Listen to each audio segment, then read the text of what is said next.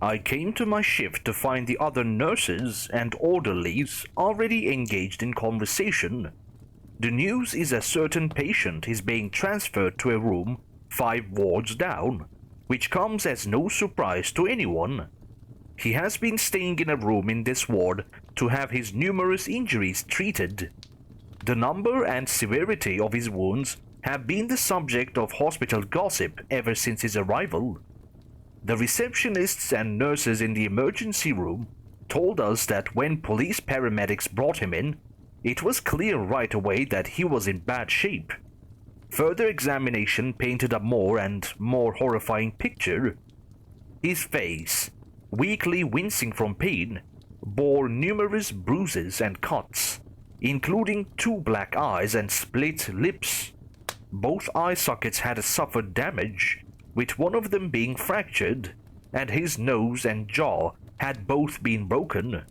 When a doctor examined the inside of the patient's mouth to check if any teeth had been knocked out or loosened, he discovered puncture wounds on his tongue, seemingly from a large needle. Both his wrists bore abrasions. His right hand was relatively unharmed, with only some scratches and punctures. His left hand, however, was deep purple, almost black due to bruising. The fingernails were also broken. This was apparently a result of the hand being forced through some kind of wringer or otherwise subjected to crushing and pressing.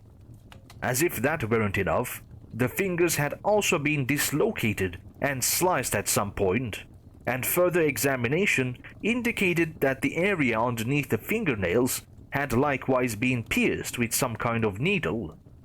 His left arm bore stab wounds from some kind of blade, lashes from some kind of scourge, and burns from a cigar. His left shoulder had a design freshly carved into it. His right arm, again, had much less damage. His back and abdomen were both bruised, leading to concerns over possible damage to the spinal cord and the abdominal organs. Both legs were covered in the same type of wounds as the arms.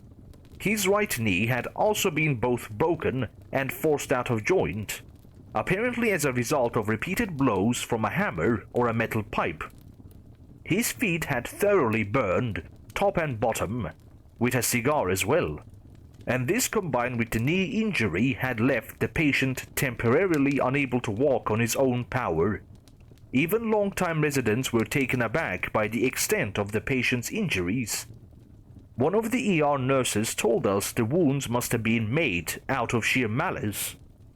After his examinations and surgeries, he was questioned by police. The patient had been missing for several days before calling for help.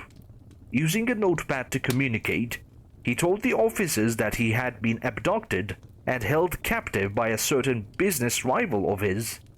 The business rival wanted him to sign over the rights to a new project that was expected to be highly successful.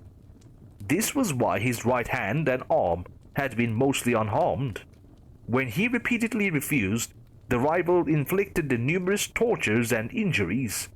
When the patient still refused, the rival angrily carved his business logo onto his shoulder before abandoning him. The patient was eventually able to escape his bonds and crawl to a phone. It was a shocking story, but the biggest shock was yet to come. The patient was consistent describing the abuse he had experienced, but other details of his story changed. This began to make the police suspicious, and they launched a more thorough investigation. This investigation eventually revealed that the tale about being captured and tortured by the business rival was a lie.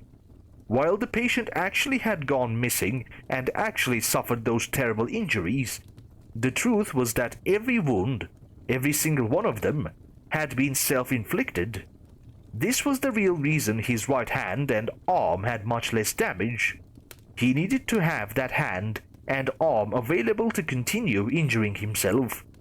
This whole ordeal had been a warped attempt to ruin his business rival by framing him for kidnapping, attempted extortion, assault, and battery.